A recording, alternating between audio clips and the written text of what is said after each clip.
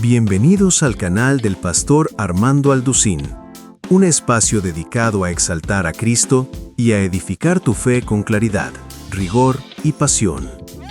Aquí celebramos la trayectoria de un siervo que ha dedicado su vida a estudiar la palabra, responder preguntas difíciles y conectar la verdad bíblica con los desafíos de hoy. Con enseñanza sólida, contexto histórico y aplicación práctica, cada mensaje busca iluminar la mente y transformar el corazón. ¿Por qué ver este video? Porque aquí encontrarás fundamento bíblico confiable, análisis serio y respuestas que te animarán a vivir con convicción, esperanza y propósito.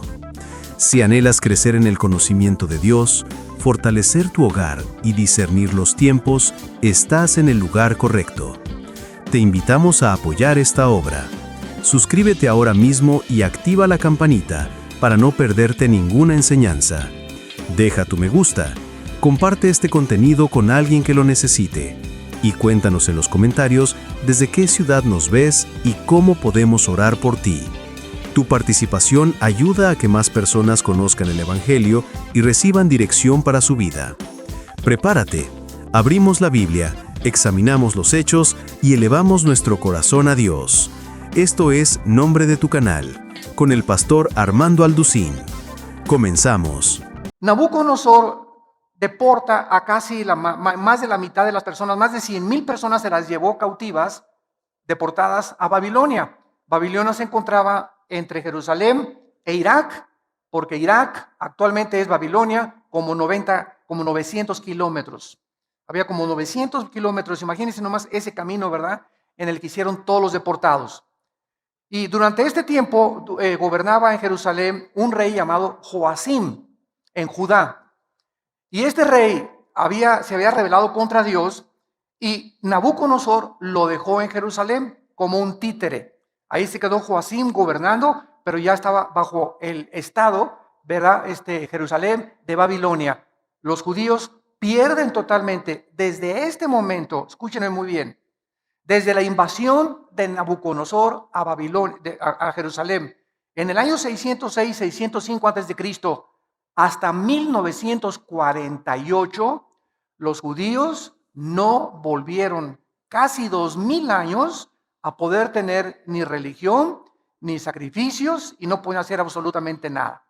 Entonces, a este periodo, desde la cautividad babilónica hasta más o menos cuando Cristo regrese, se llama en la Biblia el tiempo de los gentiles. Estoy dando un poco de trasfondo teológico para que tengamos un buen cimiento y un buen fundamento. Cuando tú veas en Lucas 21, hasta el tiempo de los gentiles es el tiempo, los gentiles somos los que no somos judíos étnicamente. Somos judíos, dice Romanos 2, en el momento que recibimos a Cristo, porque tenemos la semilla de Cristo, y todos los que son de Abraham, somos hijos de Abraham. Gálatas capítulo 3, capítulo 4. Entonces no somos judíos de nacimiento, somos judíos simplemente porque la palabra judío viene de Judá, que significa alabanza. Somos los que realmente comenzamos a alabar a Dios en espíritu y en verdad. Entonces, en 1948, los judíos regresan a Israel por primera vez cuando se les permite a través de la Liga de las Naciones regresar, y desde entonces Israel se convierte en un estado independiente, libre y soberano ante todas las naciones. Pero en el 48 regresaron como nación, pero no han podido desde el 48 hasta nuestros días regresar a sus sacrificios. Porque lo que era el templo judío quedó sepultado por el rey Herodes, cuando ahí se construyó, lo que Herodes reconstruyó, ahí quedó, y vinieron los musulmanes en el año 606 después de Cristo y construyeron arriba del templo que era de los judíos, que consideraban el lugar santísimo, construyeron la mezquita de Omar, o la gran cúpula de la roca. Cuando tú vas a Jerusalén, es una cúpula dorada grandísima, que los musulmanes también la reclaman como propiedad de ellos y como lugar santo. Entonces los judíos dicen que ahí está, debajo del cimiento de la cúpula de la roca, el templo de Jerusalén. Solamente que se imaginan ustedes, si los judíos quieren recuperar ese lugar, vendría una tercera guerra mundial. Entonces, en 1967, la Guerra de los 6 días, el general Moshe Dayan ocupó otra vez Jerusalén y recuperaron Jerusalén. Pero las Naciones Unidas le sugirieron en aquel tiempo a Israel que dejaran la cúpula de la roca en las manos de los musulmanes, porque si no vendría otra guerra inmediata. Entonces, desde aquel tiempo hasta nuestros días, si tú vas a Jerusalén, los que hemos ido, cuando entramos al Muro de los Lamentos, es la única parte, la muralla de los lamentos, al terminar el Muro de los Lamentos comienza la propiedad de los musulmanes. Es la única parte que les permitieron a los judíos tener como propiedad. Por eso todos los judíos llegan al Muro de los Lamentos y comienzan a hacer así, y a meter papelitos y a orar y orar. ¿Qué cosas están haciendo? Llorando, Señor, regrésanos el lugar que nos pertenece. Desde el 48, ¿verdad? Están tratando de hacer esto. Entonces, esta es la razón por la cual se llama el tiempo de los gentiles, porque los gentiles o los gobiernos no judíos se tomaron control de los israelitas. Entonces, el tiempo de los gentiles va a terminar hasta que Cristo regrese, porque hasta que Cristo regrese, los judíos no van a poder tener completa libertad de sus sacrificios, y aunque se está tratando de reconstruir el templo, y lo van a hacer de acuerdo a la Biblia, según de Tesalonicenses 2, Apocalipsis capítulo 11, no van a poder establecer como lo tenían anteriormente, con todo el sacerdocio levítico que ellos reclaman continuar llevando a cabo. Muy bien, Daniel fue contemporáneo de Jeremías y de Ezequiel. En los tiempos de Daniel estaban estos profetas también, y hubo, como dije anteriormente, 2 deportaciones más. Daniel estuvo exiliado en Babilonia 60 años. 60 años se aventó Daniel en Babilonia.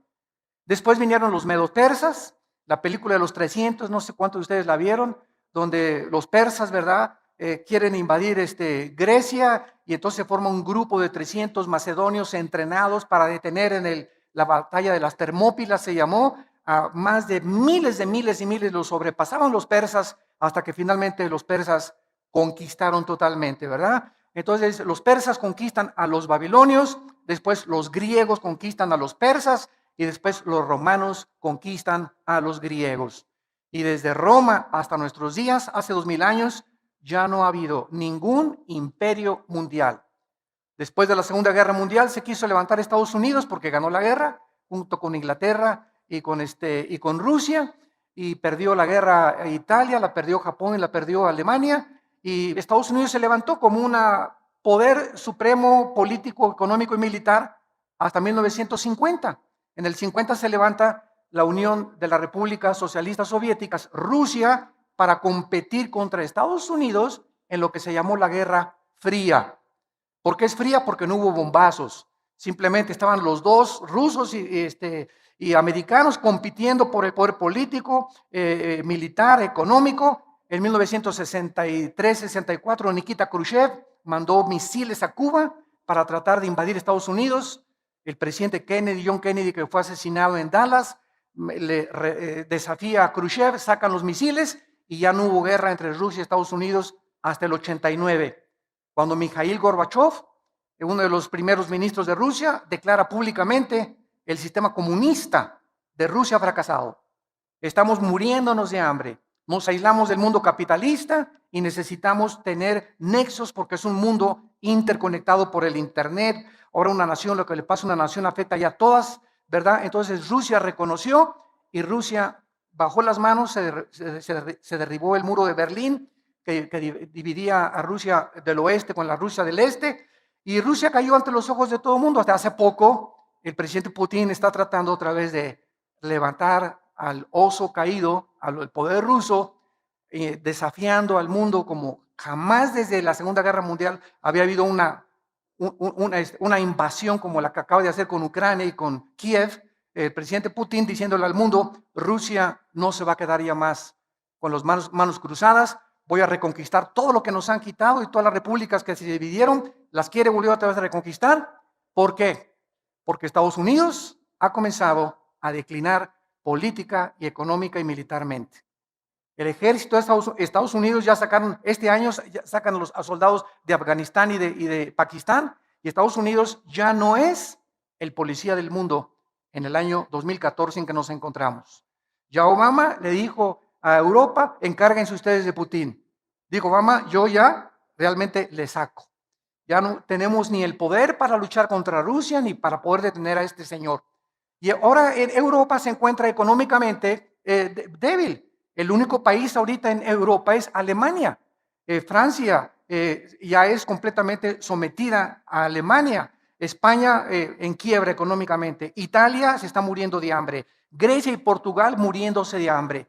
Y la única nación ahorita que está tratando de hacer un frente para impedir otra vez el gran poder de los rusos es Alemania.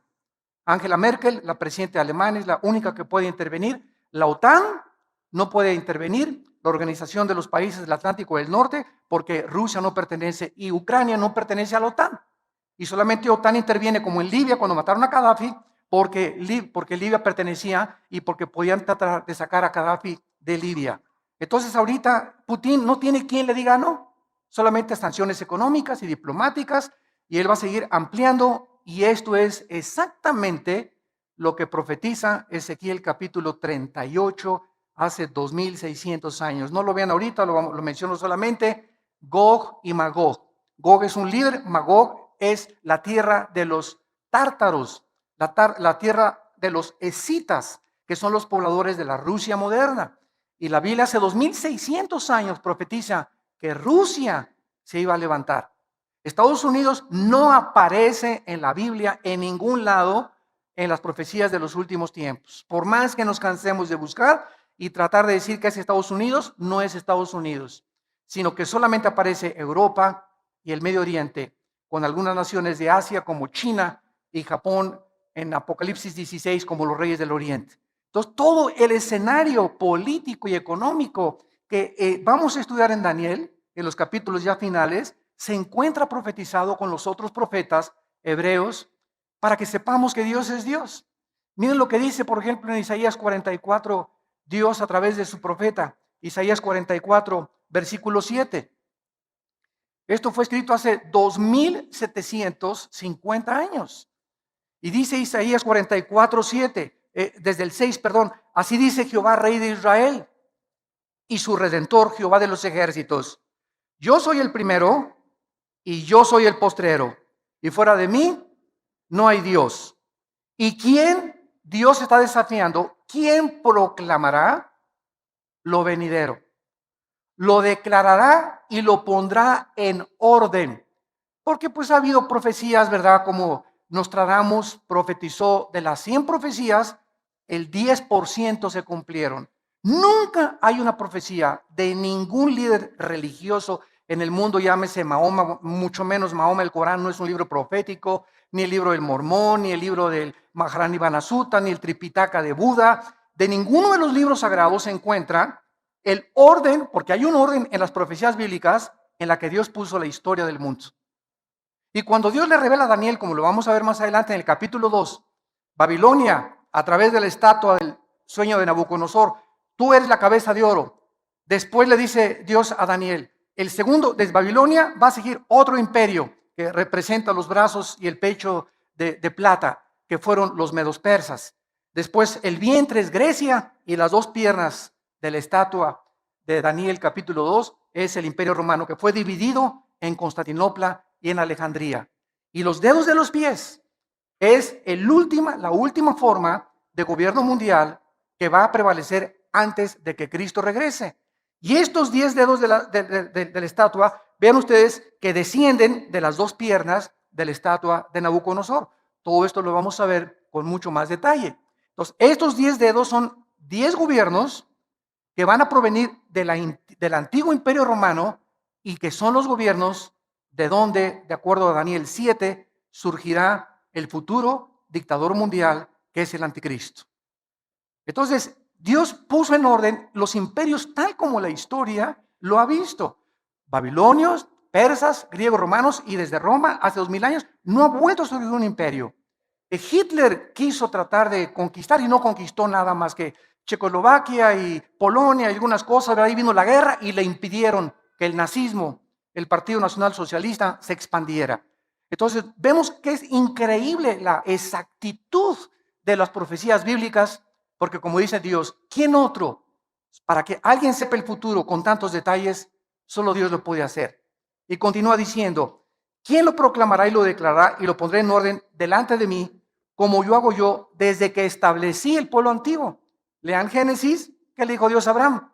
Abraham, van a ir a Egipto y van a ser 400 años cautivos. Se cumplió al pie de la letra. El pueblo judío, de acuerdo a la historia, a la arqueología y a la paleontología, ¿verdad?, y a la antropología, dan testimonio que las profecías, que la historicidad, que la geografía de la Biblia no son cuentos de hadas, ni son los superhéroes, ni Superman, ni Aladino y la lámpara maravillosa. La Biblia está respaldada por la arqueología, la paleontología, la antropología, la historia, la geografía. Nos da fechas, la Biblia nos da los nombres de los reyes que prevalecieron en el tiempo en que la Biblia fue desarrollada. Y todo esto, ¿verdad?, para que nos demos cuenta de algo. Las evidencias aquí están.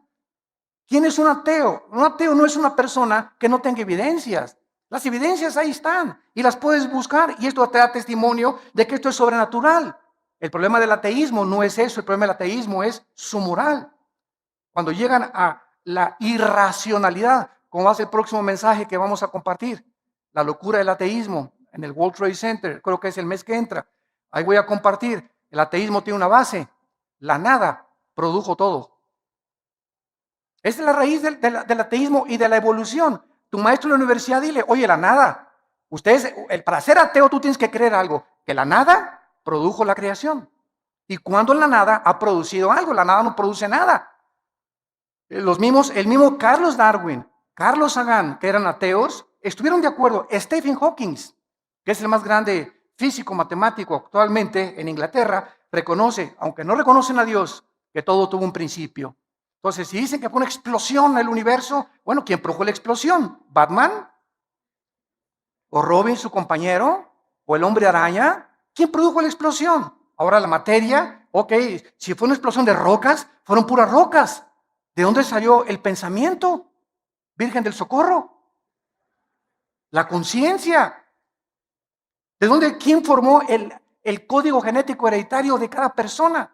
¿Quién formó a un chango para que trajera una changa? ¿A un jirafo para que tenga una jirafa? ¿A un hipopótamo para que tenga una hipopótama? ¿A un rinoceronte para que tenga una rinoceronta? Cada cosa con su hombre y hembra, hombre y hembra, hombre y hembra. Digo, esto es absurdo completamente, creer que por accidente, a través de millones de años, surgió la creación. El necio dice en su corazón, no hay Dios, dice el Salmo 14. Entonces, Dios nos muestra, ¿verdad?, que Él lo ha hecho desde el principio, para que el que tenga sed, que venga y que beba del agua. Si tú estás cansado de tu ateísmo, de tu vida de amargura, de desorientación, de confusión, de crítica, el odio que traes en tu corazón que el mundo nos ha producido, de tantas desilusiones, traiciones, tanta hipocresía que nos rodea, vengan a Cristo. Ven a Jesús y ve en esa cruz lo que Dios dice en la Biblia, que Él te ama, que Él dio su vida por nosotros y que solo Él puede sanarnos las heridas que el mundo nos ha hecho, nuestra familia, nuestros amigos cercanos, y que nos va a seguir haciendo. Estamos en un mundo de sufrimiento, donde Dios ha dado la libertad a los seres humanos para que podamos hacer el daño que nos hemos hecho. Si Dios restringiera la libertad e impidiera que esa bala matara a ese niño, y que ese camión que se echó en reversa atropellara a esa niña, y que el tsunami no matara tantas cosas, si Dios interviniera para detener el mal, entonces ya no habría libertad ni libre albedrío. Entonces no es Dios, ¿verdad?, el de las tormentas, estas cosas. Somos nosotros lo que nos hemos hecho los unos a los otros. Para darnos cuenta que el diagnóstico que la Biblia tiene acerca de la raza humana es el diagnóstico que la experiencia, la psicología y las terapias de todas las formas que hemos tratado de arreglar esto es la verdad. El ser humano es un ser humano caído, pecador, sin esperanza, sin luz, más que la que Cristo le pueda proporcionar. Muy bien, vamos a ver a continuación que esta profecía en Jeremías capítulo 25, esta profecía fue anunciada por Jeremías de que los babilonios iban a entrar a Jerusalén y por la rebelión del pueblo de Dios iban a ser cautivos. Dice Jeremías 25, versículo 8, por tanto así dicho Jehová de los ejércitos, por cuanto no habéis oído mis palabras. Siempre el juicio y la disciplina viene por eso, cuando no queremos hacer caso a la palabra de Dios. Todo el sufrimiento que tú tienes en tu vida, la pobreza que estás experimentando, La rebelión que estás experimentando, la falta de poder avanzar en la vida, tiene una raíz espiritual. Y es siempre estás en rebelión contra las leyes de Dios. Dice la Biblia, ¿quién se puede endurecer contra Dios y que le vaya bien? A nadie. He aquí enviaré y tomaré a todas las tribus del norte, versículo 9, dice Jehová, y a Nabucodonosor, ahí está, rey de Babilonia, mi siervo, y los traeré contra esta tierra y contra sus moradores y contra todas estas naciones en derredor, y los destruiré y los pondré por escarnio y por burla y en desolación perpetua. Y haré que desaparezca de entre ellos la voz de gozo, la voz de alegría, la voz de desposado, la voz de desposada, ruido de molino y luz de lámpara. Toda esta tierra será puesta en ruinas y en espanto y servirán. Estas naciones hasta determina la cantidad de años. Las servirán a Babilonia 70 años. Cuando Daniel tenía ya como unos 70, me imagino 75, 80 años de edad, Daniel, después de Babilonia, sirvió al imperio persa, Daniel, siempre como oficial, con un rango muy elevado, porque le reconocieron siempre que era más inteligente que los brujos y los astrólogos y que los magos y que los caldeos. Daniel, como a los 75, 80 años de edad, descubre esta profecía de Jeremías, que a los 70 años Dios los iba a libertar. Se iba a acabar el exilio de los babilonios, porque estuvieron como 60, 70 años deportados completamente lejos de su país, sin tierra, sin templo, sin ninguna propiedad, completamente aislados del mundo.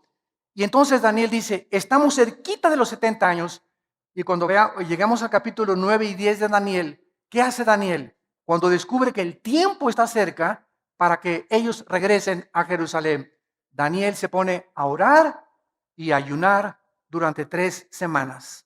Y es cuando se desata la guerra cósmica que vamos a ver también, cuando un ángel de Dios baja del cielo a traerle a Daniel la respuesta de qué iba a pasar, cuál era el futuro de la ciudad de Jerusalén y de los santos de Dios, y un principado satánico, en aquel tiempo era el imperio persa, que impide que el ángel de Dios le lleve este mensaje a Daniel, y se hace una guerra en el cielo mientras Daniel está orando. Vamos a aprender también en el libro de Daniel que la oración desata la guerra cósmica. La oración es un estado de guerra. Cuando tú caes de rodillas y cuando te pones a orar, estás mandando misiles, metralleta K-47, Uzi, balazos, ¿verdad? Estás comenzando a bombardear el mundo invisible espiritual, estás comenzando a abrirte cancha, estás comenzando a proteger a tus hijos, a tu familia, a tu negocio. Siempre que oramos, comenzamos a entrar en una guerra sin que nos demos cuenta, pero el libro de Daniel nos corre las cortinas y nos muestra que cuando oramos, entramos en guerra espiritual. Entonces ya, ¿verdad? Lo vamos a ver más adelante. El ángel ya le trae el mensaje a Daniel y le explica ya en Daniel 11 y 12, que son los últimos capítulos de Daniel, lo que va a pasar en el futuro con Jerusalén. Ya se profetiza el anticristo en el capítulo 7, 8, 9 y el 10 y el 11, cómo es el anticristo, el carácter del último dictador mundial y lo que va a pasar antes de que Cristo regrese. Es un libro maravilloso, Daniel. Muy bien, vamos a ver ahora en Daniel algunas doctrinas como introducción. Los temas que se tratan en este libro son 8 principalmente. 8 temas doctrinales. Número 1, Daniel establece sin lugar a dudas la soberanía de Dios. Dios es soberano. En este libro se afirma el gobierno supremo, absoluto y poder de Dios sobre todos los gobiernos humanos. Dios pone y Dios quita reyes. Dios avergüenza y Dios humilla a los dictadores y Dios les da oportunidad como a José Stalin, como a Benito Mussolini, como a Hitler, como a Saddam Hussein, a muchos de ellos, otro presidente sudamericano que se acaba de morir también, les da oportunidad que lo hagan para que nosotros nos demos cuenta de qué forma tan grande es la idolatría del ser humano hacia el ser humano. Hacemos como los césares romanos. Los césares romanos se proclamaron dioses y el pueblo los adoró como dioses. Dios mío, tú te niegas a adorar al Dios verdadero y adoras al cantante fulano de tal en la televisión.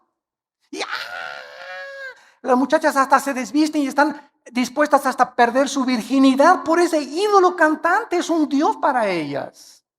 Y si no tenemos a un Dios cantante, lo tenemos en el deporte, lo tenemos religiosamente, ¿verdad? Y viene el representante de una religión y lo adoran como a un Dios. Y cuando los apóstoles comienzan a ser enviados al mundo, ¿se acuerdan ustedes en el libro de los Hechos? Y la gente se acercaba con Pablo y con Pedro y se hincaban y les querían besar la mano. ¿Qué decían los apóstoles? Párense, nosotros somos hombres igual que ustedes, adoren a Dios. Pero no lo hemos aprendido y seguimos, ¿por qué? Porque nos gusta la adoración. ¿A quién no le gusta que lo exalten, que le aplauden, que se hinquen delante de ti, que te besen la mano? ¿Verdad? ¿A quién no le gusta eso? ¿A quién no le gusta sentirse atraído y reconocido donde quiera que tú vayas? Es la naturaleza pecaminosa del ser humano. Y cuando los hombres de Dios, ¿verdad? Entramos a ese mundo donde la gente, mucha gente, usted no se imagina, yo tengo gente que ha ido a Sudamérica, que se acercan conmigo y se hincan delante de mí por ignorancia, porque creen que somos, me dicen padrecito, ¿verdad? O tantas cosas que le dicen a uno, ¿verdad? Y hermano, párese, ¿verdad? Párate. O sea, nunca, nunca, nunca te hinques delante de un hombre, ni menos le beses la mano, ni lo veas como un Dios. Somos como ustedes, con pies de barro, hombres con defectos que por la gracia de Dios somos lo que somos y lo que Dios nos ha dado, pero no somos ni más grandes, ni más poderosos, ni más santos, ¿verdad? Mucho menos, ¿verdad? Que cualquiera de aquellos que Dios ha llamado para servirle. Pero es la tendencia del ser humano. Ves un artista y te le hincas y ves y llegas y mi autógrafo, ¿y para qué esta cochina firma, hombre? Se va a ahorrar con el tiempo. Pero así somos, ¿no? Nos encanta eso, porque lo traemos por la naturaleza humana. Entonces Dios nos muestra en la Biblia que Él es soberano, que Él tiene el poder sobre todo. Daniel sirvió bajo los más poderosos imperios de la historia. Sin embargo, aunque todos estos imperios surgieron, ¿se acuerdan de los jardines colgantes de Babilonia? Que se consideraron una de las 7 maravillas del mundo por el rey Nabucodonosor. Cuando Saddam Hussein, en 1985-86, mandó un premio de $5 millones para que algún ingeniero con experiencia en la agronomía y en la cuestión hidráulica pudiera reconstruir los jardines colgantes de Babilonia. Ninguno pudo con la tecnología del siglo XXI, pero se consideraron una de las 7 maravillas del mundo. Fueron imperios, las murallas de Babilonia eran impresionantes, 40, 50 metros de alto, como 10, 15 metros de ancho, y era una cosa, bueno, todavía con Saddam Hussein en la ciudad de Sila, que está cerca de Bagdad, está todavía los restos ahorita, cuando llegaron los norteamericanos con los ingleses y los franceses a sacar a Saddam Hussein, entraron y se sentaron en el palacio donde se sentó el rey Nabucodonosor. Las paredes todavía ruinas, ¿verdad? De las cosas arqueológicas, la diosa de Ishtar que adoraban y todo el paganismo y una magnificencia impresionante. Sin embargo, el Dios de la Biblia no cambia. El hombre surge y el hombre cae. Los presidentes surgen y mueren. Los sabios surgen y mueren. Las naciones surgen y se derrumban, pero Dios no cambia. Él es el mismo ayer, hoy y por los siglos. Cuando nosotros lo servimos, sabemos que servimos al Dios de la Biblia.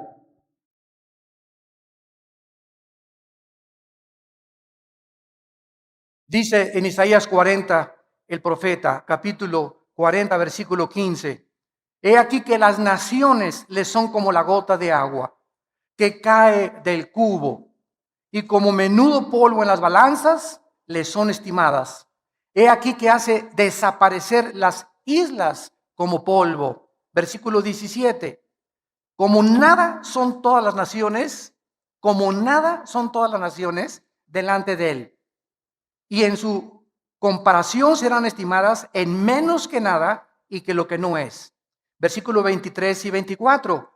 Él convierte en nada a los poderosos, dice la Biblia, y a los que gobiernan la tierra hace como cosa vana, como si nunca hubieran sido plantados, como si nunca hubieran sido sembrados, como si nunca su tronco hubiera tenido raíz en la tierra, tan pronto como soplen ellos, se secan y el torbellino los lleva como hojarasca. Esta es la comparación del Espíritu Santo, del Dios Todopoderoso, que es nuestro patrón supremo y sobre toda la historia humana. Y aquí estamos los hombres, ¿verdad? Teniendo miedo del hombre, sirviendo al hombre, adorando al hombre, inclinándonos delante de personas como tú y como yo, que no nos dieron ni siquiera la vida por la ignorancia del corazón humano. Y cuando venimos a la verdad, se nos caen las vendas y nos damos cuenta, ¿verdad? La idolatría que hay en el corazón del hombre. ¿Y por qué viene esta idolatría? Psicológicamente, porque necesitamos a alguien a quien adorar. Y si no sabemos quién, agarramos un tronco y le damos la forma de un hombre y lo cortamos y lo ponemos y nos hincamos ante el tronco y la forma que nosotros le dimos. O agarramos yeso y cemento y hacemos una virgen o hacemos un hombre, y ya que hicimos el yeso y el cemento, nos hincamos ante la obra de nuestras manos. Y esta es la historia del ser humano, ¿verdad? Tenemos, si no a lunas o si no vamos a Teotihuacán, bueno, se va, yo no, ¿verdad? Anda a Teotihuacán y el Dios Sol, ¿verdad? Energía. Y hay todos de blanco recibiendo la energía de Dios, o adoramos la astrología. Dice que si eres Géminis no te lleves con Capricornio, y si eres esto no te lleves con aquello, porque los astros, mi horóscopo dice que hoy no compre, hoy no compro. Porque son los que me dirigen la vida y los que dirigen el destino y la conducta humana. Y verdad, los astros solamente dirigen, como la luna, las mareas de los océanos por la fuerza de gravitación. Pero no tiene nada que ver, ¿verdad? La luna no tiene corazón, no tiene espíritu. Un ídolo no tiene espíritu, no camina, no se mueve, no habla. Son personas, ¿verdad? Imaginarias que nosotros hemos creado en nuestro corazón. Porque Dios puso, Eclesiastés 3:11, la eternidad en el corazón. Traemos la eternidad. Nos fuimos creados para adorar a alguien. Cuando Pablo llegó en Hechos 17 a Grecia, ahí estaban los discípulos de los estoicos y los epicúreos, de un filósofo llamado Zenón. Y Pablo les dice a los griegos: cuando entré al areópago, vi una grande estatua que decía: al Dios desconocido, al que ustedes adoran sin conocerle, les vengo a anunciar. Los griegos fue una civilización en el tiempo de la filosofía de oro, 150 o 200 años antes de Cristo, que buscaban la verdad. ¿Qué es la verdad detrás de todas las cosas? ¿Qué es el sentido común? ¿Qué es la razón? ¿Cuándo somos racionales y cuándo somos irracionales, los que nos llamamos racionales? Entonces, ellos no conocían a Dios, creían en Dios. Pienso, luego existo, existo, luego vivo, vivo, tiene que haber una causa. Esta causa no puede estar dentro de mí. Así concluyó Platón: esta causa tiene que ser alguien fuera de mí. Le llamamos la fuerza, el poder, como le quieras llamar, pero está fuera de nosotros. Concluyeron: hay un Dios. Los filósofos griegos no eran ateos, pero adoraban a alguien sin conocerle. Y esta es la razón por la cual la Biblia la tenemos en nuestras manos. La Biblia nos revela el Dios vivo y verdadero.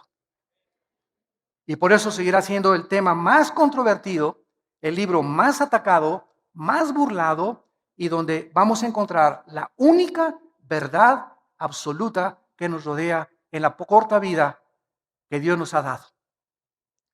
Vemos en segundo lugar el tema de la pecaminosidad y la arrogancia del ser humano en el libro de Daniel. Vemos la pecaminosidad y el orgullo tan grande, el tamaño de la Torre de Babel que tienen los gobernantes, principalmente los artistas, deportistas y tal vez hasta tu suegra, ¿verdad? O tu esposo o tu esposa o muchachos. Hace poco que prediqué en la Iglesia del Norte, di un mensaje sobre las evidencias tremendas de la existencia de Dios. Llegó una muchacha como de 19 años, al acabar el mensaje se acercó y me dice: usted cree que sabe todo, ¿verdad? Me dice. Yo: no, para nada. Me dice: lo que usted dice, la primera y la segunda ley de las termodinámicas, es una aberración. Le dije: sí, ¿por qué? ¿Qué dice la primera y la segunda ley de la termodinámica? Y me dice, no, Chepo, me dijo mi maestro. Le dije: bueno, mira, cuando quieras discutir algo, ven una muchacha de 19 años, pero con una arrogancia. O sea, le dije: mira, si tú quieres aprender, ven y dime, no entendí esto, explíquemelo, por favor, con mucho gusto. Pero traes un orgullo, le dije, a tu edad, que si no tienes ni el conocimiento y te pones al brinco, ¿verdad? Es como si yo llego con Einstein y le digo: señor Einstein, no entiendo su fórmula E igual a mc al cuadrado. Es usted un loco. No va a decir: Einstein, estás más loco porque no sabes ni lo que estás diciendo. Pero lo vemos en los niños, lo vemos en los jóvenes, lo vemos en los profesionistas, lo vemos en cualquier nivel. Somos bien orgullosos. Los hombres, que mi esposa no me diga nada porque acuérdate que soy Juan Camaney. ¿Y tú qué me tienes que decir, verdad? Métase, póngase a lavar la ropa y cállese y ahí se acuesta. Y ahí me espera cuando llegue la noche, le caigo con el salto del tigre. Y así somos, ¿verdad? Bueno, los cristianos éramos arrogantes, déspotas, tratando a la esposa como si nada, los ricos humillando a los pobres, aprovechándose de los pobres, los tribunales y los magistrados demandando al que no tiene dinero, los presidentes, lo último que les interesa es el pueblo, ¿verdad? La mayoría, no todos, tratando de oprimir más, llevarse lo que se pueda llevar. Y esa es la historia del ser humano. El pecado es lo que ha hecho esta arrogancia contra el Dios del cielo. En tercer lugar, vamos a ver la guerra espiritual cósmica, que ya vimos hace unos momentos, en la que descubrimos que nos encontramos en un mundo invisible espiritual, donde hay poderes malignos espirituales, que les llaman fantasmas, ánimas en pena, en Guanajuato les llaman, espíritus, ¿verdad? Y el mundo sigue cuando la ciencia no puede penetrar lo sobrenatural, no hay explicaciones, no me pasa en la televisión, pues aquí se hizo un espiritismo, dice que estaba endemoniado, y están viendo que hay una muchacha revolcándose y que se hace la cara así como desatornillador y los ojos chuecos se le vuelven para otros lados, pues dice que está endemoniada, pues si no está endemoniada, ¿qué es? Trae al mejor médico, entonces que me explique qué es entonces, ¿que tiene dolor de cabeza? El dolor de cabeza hace que se le enchueque la cabeza y que se le salga la lengua como y que hable con otra voz. Digo, ahí están viendo y no reconocen que es algo sobrenatural, pero su orgullo médico y científico le impide al mundo reconocer la luz y la verdad. En cuarto lugar, la veracidad de la palabra de Dios. Ningún otro libro de la Biblia contiene tantas profecías cumplidas y probadas a través de la historia, como vimos a través de la arqueología, paleontología, antropología, geografía, porque se profetiza el surgimiento y la caída de los más grandes imperios mundiales: Babilonia, Medo-Persia, Grecia y Roma. Aquí lo encontramos en el libro de Daniel. En quinto lugar, vamos a encontrar el tema doctrinal del surgimiento del anticristo. El libro de Daniel es el único libro de toda la Biblia que nos enseña de dónde surgirá el anticristo. Entonces, no especules que es Juan Carlos de España, o que el Papa es el anticristo, eso no puede ser, o que es el príncipe Juan Carlos, o que es fulano de tal, o que era Gorbachov, que porque tenía aquí el 666 pintado en una tatuaje o una mancha que tenía, y porque su nombre coordina y traducido al hebreo es el 666, son puras especulaciones. No vamos a saber quién es el anticristo hasta que se formen 10 naciones. 5 de Europa y 5 del Medio Oriente. Oigamos que hay un tratado entre el Medio Oriente y Europa. Qué interesante que Estados Unidos ya se salió de la ecuación, tal como la Biblia lo profetizó. Ni Rusia ni Estados Unidos ocuparían la supremacía militar y política antes de que Cristo regresara. El poder recaería antes de que Cristo regrese, no en una nación, en 10 naciones, simbolizada por los dedos de los pies de la estatua de Nabucodonosor.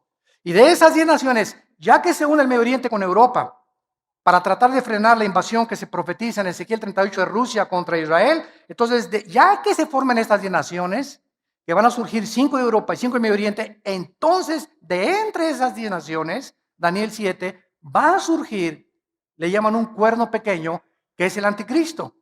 El anticristo va a derribar a 3 de estas naciones. Van a quedar 7 naciones. Y Apocalipsis 17 dice que el anticristo será el 8º. Entonces, hasta que no veamos eso, no podemos especular ni decir que el anticristo es este o que es aquello. Todavía no llegamos a ese próximo paso, pero el escenario, los jugadores, como decía Dwight Pentecost, un gran teólogo escatólogo, cuando ves que los jugadores, el América y las Chivas, entran al Estadio Azteca, el partido está para comenzar. Cuando veamos los protagonistas, ya está Rusia, ya está Estados Unidos cayendo, Europa está comenzando a surgir, ya están los protagonistas en el campo delante de nosotros, el tiempo es corto. El tiempo es más corto de lo que nosotros nos podemos imaginar. Se menciona que este hombre, el anticristo, será un hombre poseído completamente por Satanás. Aunque no es Satanás el que está dentro de él. El anticristo, dice Apocalipsis 13, el diablo, perdón, le va a dar su poder, le va a dar su poder. Y lo que le ofreció a Cristo, el anticristo lo va a aceptar. Lo que Cristo rechazó del diablo, el anticristo lo va a aceptar. El poder, la gloria, la riqueza que el diablo le ofrece a artistas, a deportistas, si te inclinas y adoras a Satanás. Te lo da y te lo cumple, pero recuerda que te viene a cobrar la factura. En sexto lugar, vamos a ver la gran tribulación.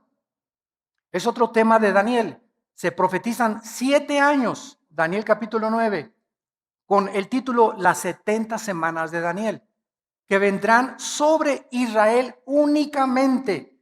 Y la última y más grande persecución de la historia, que Hitler va a ser como Pinocho comparado con el anticristo, para perseguir, matar, torturar a todos los judíos y a los cristianos, cuando el anticristo tome el poder después de los 3 años y medio.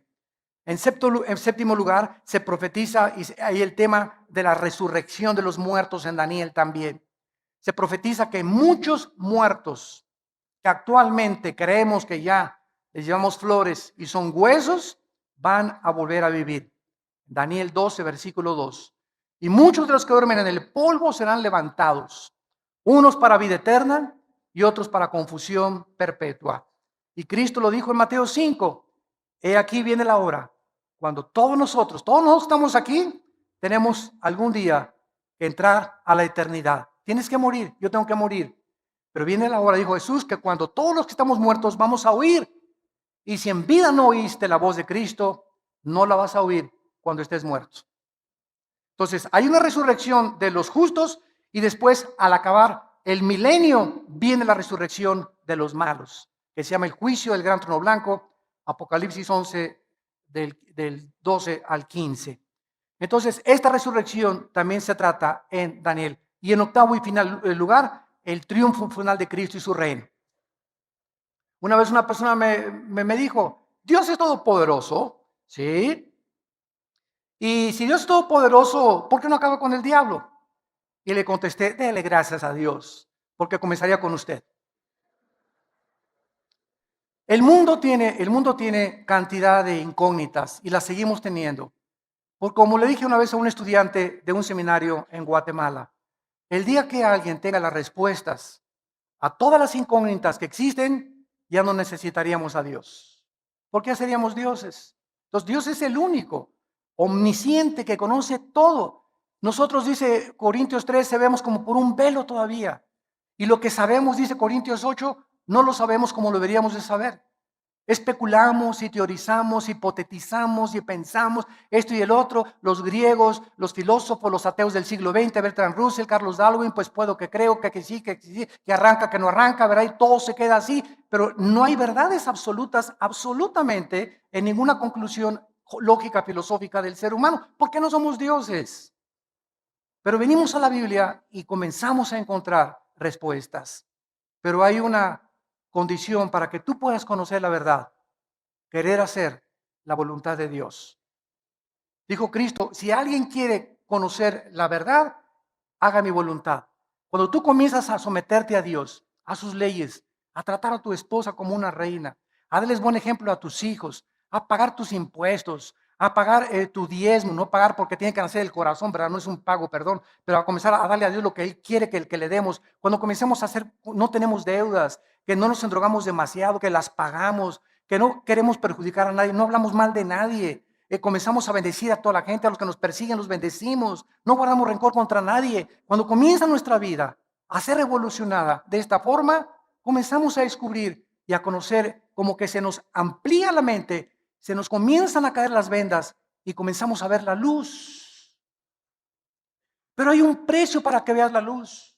No vengas, ya ver si Dios es esto y es esto, retando y desafiando a Dios. Espérame tantito, dice Dios, primero deja tu frente, deja todo lo que tienes y veas mi voluntad. Pídele perdón a tu esposa antes que conozcas la teología de la predestinación.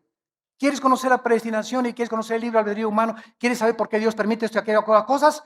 Dios no es un genio de la lámpara Aladino para satisfacer tu vacío intelectual. Dios quiere que primero estés dispuesto a seguirlo para que Él te premie y te recompense con la luz y la verdad de su santa palabra. Oremos. Padre, te damos gracias por tu palabra en esta mañana. Gracias porque tu Espíritu nos ha comenzado a abrir el entendimiento de tu palabra para que la luz pueda entrar a nuestras vidas y podamos conocer la verdad, el camino, la justicia y la santidad, que sin esta santidad no podemos entender las cosas más profundas del Espíritu de Dios. Te damos gracias porque el Espíritu es el que nos enseña estas cosas. Para eso nos lo diste. Y es un espíritu de poder, de amor y dominio propio. No es un espíritu de cobardía. En esta mañana, dile a Dios, Señor, yo reprendo de mi vida todo espíritu de angustia que traigo, echando toda mi ansiedad sobre de ti. El problema de mis hijos, el problema de mis padres, el problema de mi futuro no está en mis manos. Oh Dios, gracias porque no soy Dios, no soy diosa. Quiero solamente descansar en ti. Te entrego, Señor, mis afanes, mis ansiedades. Quiero tener paz. Te pido, Señor, que todo espíritu que hay en mí de temor se vaya, Señor, y yo pueda saber que si te tengo temor a ti, no tengo que tener temor de ni enfermedades, ni del futuro, ni económicos, porque tú eres mi pastor, nada me faltará jamás. Si diste tu vida por mí, ¿cómo no me darás todas las cosas? Si diste tu sangre en una cruz para que yo pudiera entender cuánto eternamente me has amado. Gracias, Señor, por ser mi pastor, en quien puedo llorar, en quien puedo descansar. Guíame por sendas de justicia por amor de tu nombre. Aunque ande en valle de sombras y de muerte, no tendré miedo de nada en la vida, porque tú estás conmigo y nunca me dejarás, nunca me desampararás. Aunque yo crea que me has desamparado, estás conmigo y estarás siempre hasta el final de mi vida. El bien y la misericordia me seguirán todos los días de mi vida y en tu casa algún día, oh Dios, toda esta vida de problemas y sufrimientos no se comparará cuando en aquel día me abra los brazos y me digas, ven bendito, bendita de mi Padre, desde antes de la fundación del mundo, al reino que había preparado para aquellos que me han seguido con todo su corazón. Y ahora muchos de ustedes que no tienen a Cristo, que han venido tal vez de visita, otra vez por curiosidad, y estoy seguro que entraste a esta conferencia confundido, vacía, desorientado, con tantos problemas y tantas angustias. Te invito a que vengas en esta mañana a una cruz. No te invito a ninguna religión. Ven a la cruz, a un hombre que se llama Jesucristo, para que Él entre a tu vida y experimentes el poder de su resurrección con estas palabras. Señor, te pido perdón por mis pecados. Creo que en la cruz pagaste por ellos con tu sangre, que a los 3 días resucitaste de entre los muertos, y te recibo como mi Señor y mi Salvador en mi vida, en el nombre de Jesús. Amén. Gracias a Dios por su palabra. Gracias a Dios.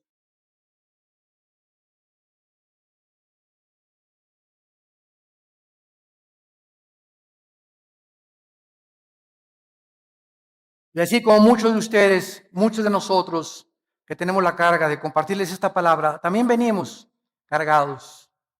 Yo también tengo muchas cargas en mi vida, cosas, ¿verdad? Que ansiedades en la familia, los hijos, el ministerio, el país, todo esto nos agobia y necesitamos venir todos los días a la cruz. De la palabra sacar esa fuerza que nadie nos puede dar, ni las pastillas tranquilizantes, ni el psiquiatra, ni mi comadre, ni la doctora Corazón, ni Walter Mercado, ni nadie. Solo Dios en su palabra me puede seguir sosteniendo para que lleguemos con gozo al final de nuestra carrera. Nos ponemos de pie para recibir la bendición pastoral. Los que gusten pueden extender su mano hacia acá en señal que reciben esta bendición. Dios bendiga tu vida y te guarde y te dé paz. Dios bendiga a tu esposa y a tu esposo, tu matrimonio y a tus hijos. Dios bendiga a tus animales domésticos. Dios bendiga los alimentos de tu hogar. Dios te guarde cuando salgas a la calle para que regreses contento a tu casa, con alegría en tu corazón, para orar con tus hijos y tu familia. Dios te llene de todo el poder de su conocimiento y sabiduría, para que siempre apruebes lo mejor, andando como es digno de un hijo y de una hija de Dios, llevando fruto en todo tiempo, creciendo en su conocimiento y en toda su gracia y mostrándole a la gente el amor de Cristo que sobrepasa todo entendimiento. Dios guarde tus pensamientos y tu corazón en Cristo Jesús. En su nombre precioso, que tengan mucha paz. Amén.